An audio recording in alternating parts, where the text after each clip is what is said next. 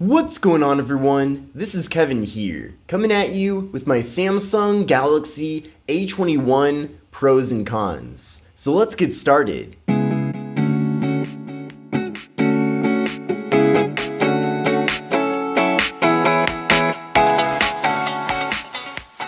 So these are my pros and cons about the Samsung Galaxy A21. We're going to first go over the pros, and then after that, we'll go over the cons. So starting off with the first pro, and that is the very large display size. So with the Samsung Galaxy A21, we're getting a very big display at 6.5 inches. Nowadays, as people are using their devices for more and more content consumption, it's more important than ever to have a big display. And definitely if you're one of those people that likes to watch video content or scroll on social media, everything is going to be nice and easy to see here on this large display panel. Now, in addition to that, the display itself is 720p, and that's not too great on paper, but the good news though is that things do look nice and sharp and clear on the device. The display technology is IPS LCD, which does have some room for improvement, but we'll go over that in the cons. We have a PPI of 270, and we have a 20:9 aspect ratio.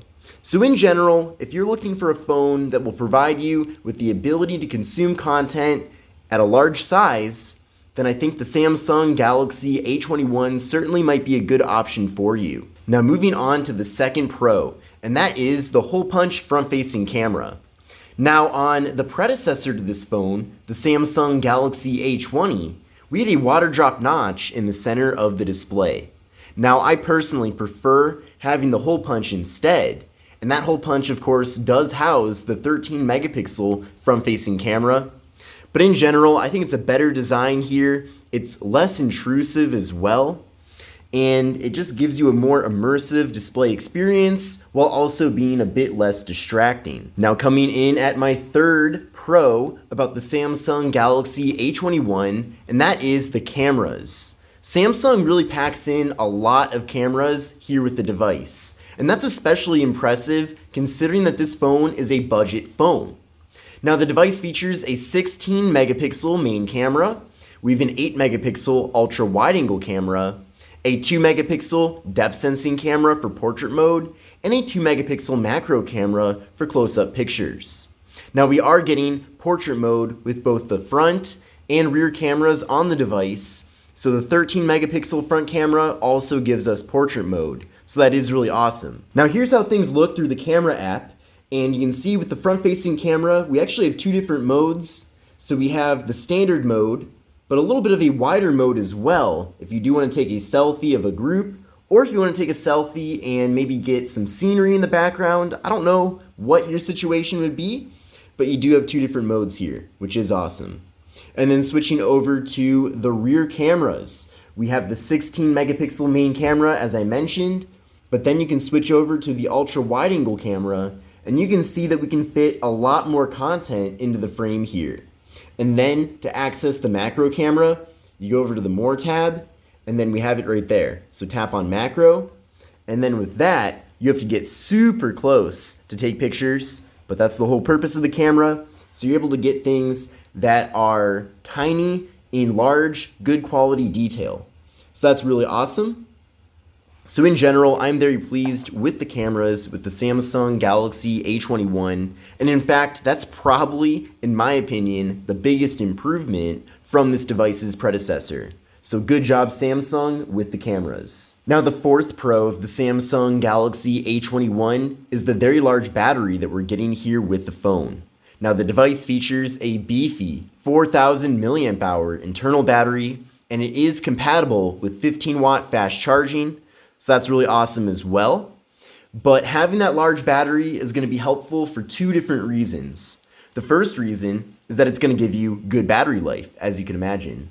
But the second reason, where it really does come in handy, is that the battery won't degrade quite as fast, at least in a noticeable sense, compared to other phones that have smaller batteries. Now let me explain. So for example, I've got this iPhone XS Max right here. I've had the phone for almost 2 years now, and the battery strength has weakened dramatically. Now since that phone has a smaller battery, having a 10% reduction in battery capacity due to the battery degradation does actually make a big noticeable difference. And this will happen as well with the A21, but since the battery is bigger to start with, having it weaken will not have as big of an impact on the phone.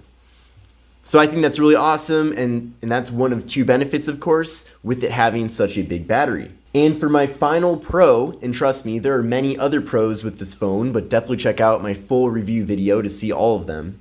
But my final pro is the fingerprint sensor. So I really like that we are getting a fingerprint sensor here with the phone, and I like that it is nice and fast and responsive despite this being a budget device. Now, in addition to that, we do also have face unlock with this phone, and that is becoming more and more rare nowadays with budget Android devices. I'm not sure exactly why, but it seems like Samsung is one of the few companies left that's giving us Android 10 phones that do have face unlock, because we don't have face unlock anymore with the Moto G Power, for example, and Moto G Stylus, and the LG phones are starting to lose that feature as well. So I really like that we get both face unlock and a fingerprint sensor with the Samsung Galaxy A21. You have the ability to enable both of them at the same time, or you can pick one or the other, or neither. It's totally up to you. But now that we've gone over the top 5 pros about the Samsung Galaxy A21, let's now go over the top 5 cons. Now, overall, I like this phone, so I did have to nitpick a little bit when it comes to the cons about it. But I still wanted to point out the top 5 weaknesses with this phone so that you do know what you're getting into if you do happen to buy it. Now, the first con with this device is that we're not getting an AMOLED display. I was very surprised to see that the Galaxy A21 ditched the AMOLED display that we got with the Galaxy A20. Now, if you're not aware what the difference is between those two types of display technology, essentially with AMOLED, you're getting a brighter display with better viewing angles. Now, the display here with the A21 is still good, but definitely check out my comparison between the A20 and A21, and you'll see, even through video, very clearly that the A21's display is not as good. So that is definitely disappointing, but the good news though is that the display here is still good enough that the phone is competitive, and I still like it overall. It's just that it is a downgrade compared to last year's phone. Coming in at number 2 as the second con about this phone, and that is the weak processor that we're getting. Now, the Samsung Galaxy A21 comes with the MediaTek Helio P35. Now, it's not terrible, but there's other phones in the same price range that offer way more powerful processors. For example, with the Moto G Power, which comes in at pretty much the same price, we're getting the Qualcomm Snapdragon 665. Now, that is a way better processor than the MediaTek Helio P35. And I did run a benchmark test here with the phone, and I'll show you the score right now. And it's pretty much on par with the A20 from last year. So you're not really going to get any performance improvements from the A20 to this phone. And that's very surprising because you typically assume that a successor of another device would give you a performance upgrade, but we're really not getting that here with the A21. Now, I know that MediaTek also doesn't have the best reputation, but they've gotten a lot better in a very short period of time.